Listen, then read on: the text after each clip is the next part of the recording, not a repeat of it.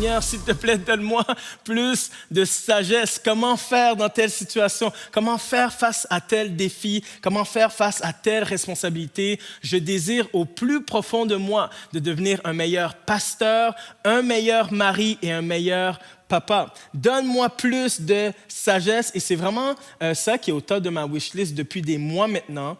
Et je me suis dit, OK, pourquoi pas commencer à lire le livre des Proverbes qui fait partie d'un des livres de sagesse de la Bible. Et je suis tombé sur ce verset-là qui dit dans Proverbes 3, 13 à 15, qui va comme suit. « Heureux l'homme qui a trouvé la sagesse. » Ça commence bien. Okay? « Heureux celui qui acquiert l'intelligence. » Acquérir la sagesse vaut mieux que gagner beaucoup d'argent.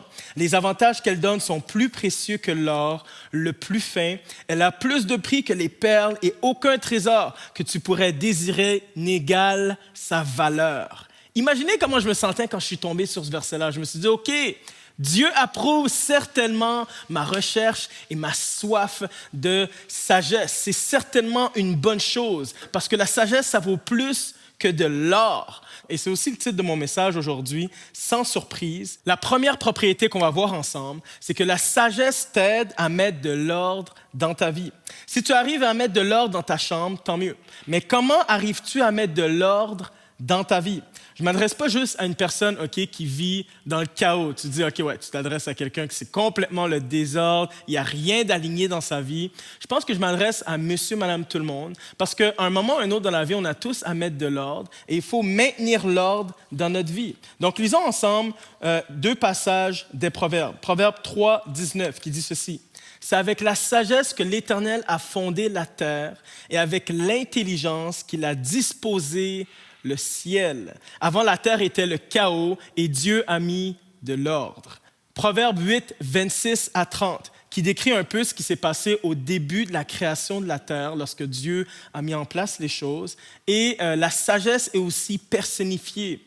Verset 26. « Dieu n'avait pas encore formé la terre et les campagnes, ni le premier grain de poussière de l'univers. Moi, j'étais déjà là quand il fixa le ciel et qu'il traça un cercle autour de la surface du grand abîme. » Encore là, le moi, c'est la sagesse. « Et quand il condensa les nuages d'en haut, quand il fit jaillir avec force les sources de l'abîme et quand il assigna à la mer les limites pour que ses eaux ne les franchissent pas, quand il détermina les fondements du monde, j'étais à ses côtés comme son maître d'œuvre, sans cesse objet de ses délices, je dansais devant lui jour après jour. » Parfois, lorsqu'on parle de sagesse, on a l'impression qu'on parle de quelque chose de mystique, d'un peu abstrait et flou. Mais la sagesse dans ces passages parle d'une certaine habileté à mettre les choses en place, mettre des limites claires et précises, afin que tout peut coexister parfaitement ensemble, afin que la vie soit possible. Et l'exemple le plus parlant et le plus grandiose, c'est la création de la terre. Dieu est capable de te donner de la sagesse pour te protéger de certaines situations qui pourraient te faire du mal. Dieu n'exclut jamais le mal au complet. Okay? Certainement, vous avez été heurté dans votre vie, j'ai été heurté dans ma vie. Le mal fait partie de la vie, mais il y a des situations que Dieu peut t'éviter et en ce sens, la sagesse peut t'éviter certaines formes de mal. Mais Dieu est capable d'utiliser chaque situation de ta vie. Tu n'auras à rien jeter, rien gaspiller. Lorsque tu as investi de la sagesse de Dieu, Dieu sait comment utiliser chaque chose pour la gloire de Dieu. Il a mis de l'ordre dans le chaos de l'univers. Il peut mettre de l'ordre dans le chaos de ta vie. Ça, c'est la première propriété. La deuxième propriété qu'on va voir ensemble, c'est la sagesse vaut plus que de l'or parce qu'elle t'aide à rester ami avec le bien. Rester ami avec le bien. On va lire 3 proverbes ensemble, 3 versets.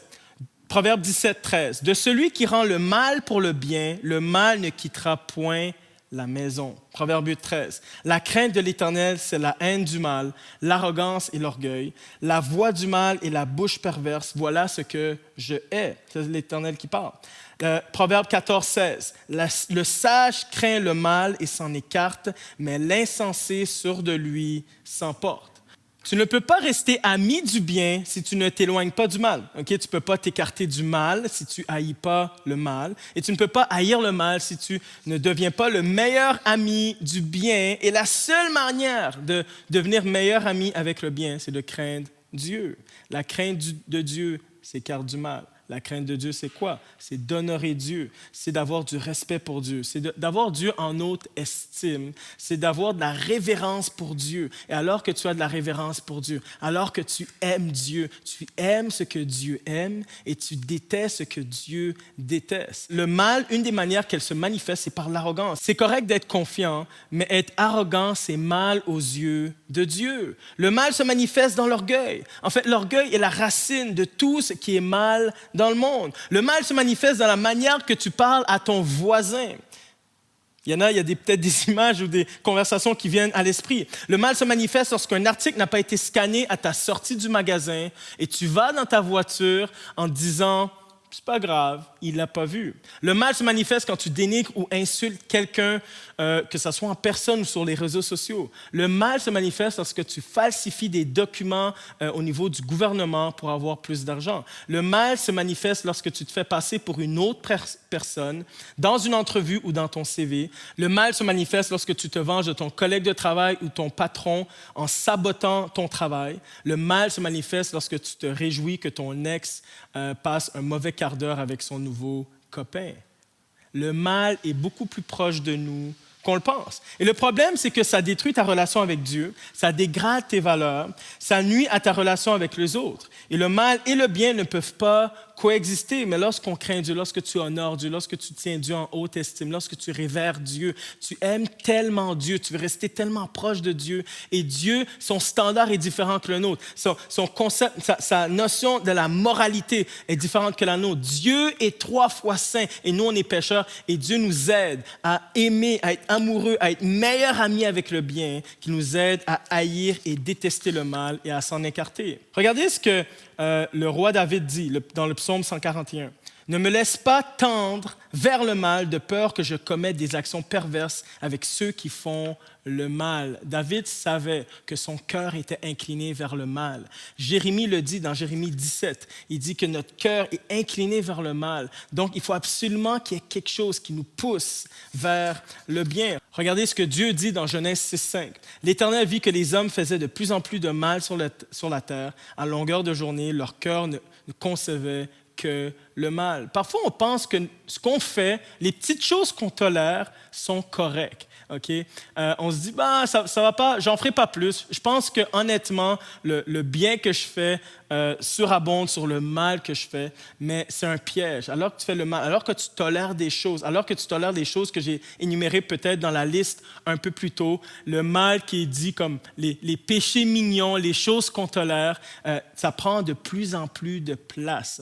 Alors que tu aimes Dieu, tu restes ami avec le bien en t'écartant du mal. Et la troisième propriété qu'on va voir aujourd'hui, c'est que la sagesse t'aide à bien diriger. Proverbe 8, 15, 16. « C'est par moi que règnent les rois. » Okay, on parle ici de la sagesse, encore une fois. « Et que les dirigeants décrètent des lois justes.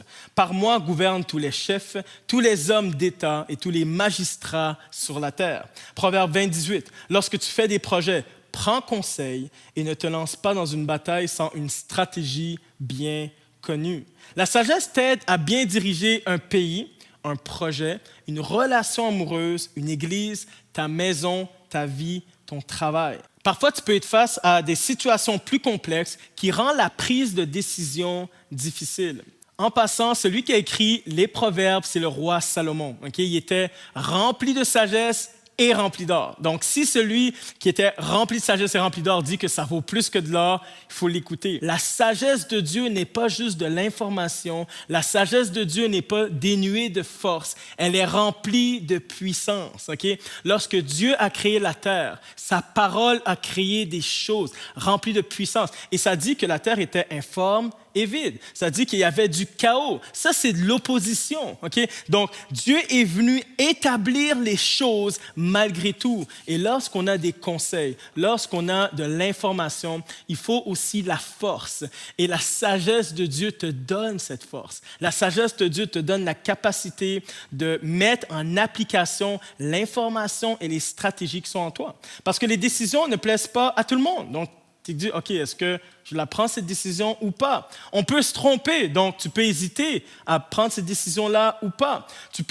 Ça demande beaucoup d'énergie parfois ou de temps, dépendamment de ce que tu dois faire. Notre décision peut avoir un lourd impact sur certaines personnes. Tu peux te faire des amis comme des ennemis. Les implications sont nombreuses. Nos sentiments et notre tête, parfois, sont en conflit. Il y a des variables qu'on ne contrôle pas. Il y a des enjeux financiers, mais malgré tout, lorsque Dieu te donne sa sagesse, il te donne et l'information et la force de pouvoir mettre cette information-là en application. Ça, mes amis, ça vaut de l'or. Et la dernière propriété que je veux voir avec vous aujourd'hui, c'est que la sagesse de Dieu t'aide à changer la météo interne des gens.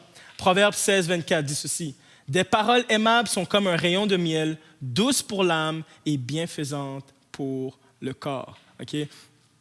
Le sage est rempli de paroles apaisantes, des paroles douces comme le miel. Dieu nous utilise lorsqu'il nous remplit de sa sagesse pour apaiser les gens. Okay? Quand ta gorge est irritée, une des choses que tu fais, c'est que tu prends du miel. Ça soulage. Dieu ne fait pas juste de la restauration. Des fois, on voit Dieu comme un chirurgien qui fait des opérations de restauration. Quand tu fais appel à Dieu, c'est des grosses choses. Dieu prend soin de son monde. Dieu soulage les gens. Dieu change la météo interne des gens. Des fois, il fait beau à l'extérieur, il ne fait pas beau à l'intérieur. Okay? À l'intérieur, c'est gris, c'est nuageux, il y a une tornade, c'est pas beau. Mais alors que tu utilises des paroles aimantes, je ne sais pas pour vous, ça m'est déjà arrivé, je suis dans une conversation et je suis déjà irrité et je me dis, man, qu'est-ce que la prochaine personne va dire? On dirait que ça va me mettre en colère. Et là, tout d'un coup, la personne dit une parole douce et là, tu es comme